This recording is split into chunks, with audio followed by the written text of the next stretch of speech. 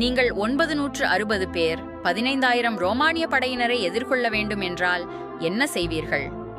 கிபி 73ஆம் ஆண்டு மசாடா கோட்டையில் யூத போராளிகள் 3 ஆண்டு முற்றுகையை எதிர்கொண்டனர். சரணடைந்தால் அடிமைத்தனமும் சிலுவை மரணமும் காத்திருந்தது. தலைவர் எலியாசர் பென் யாயிர் ஒரு கொடூரமான தீர்மானம் எடுத்தார்.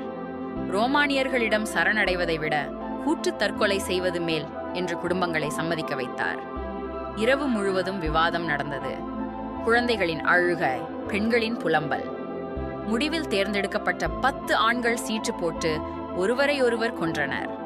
ரோமானிய படையினர் கோட்டையை உடைத்து நுழைந்தபோது முழு அமைதி. 2 பெண்களும் 5 குழந்தைகளும் மட்டும் நீர் தொட்டிகளில் ஒளிந்திருந்து இந்த கதையை சொன்னார்கள். வரலாற்றின் மிகவும் துன்பகரமான வீர முடிவுகளில் ஒன்று.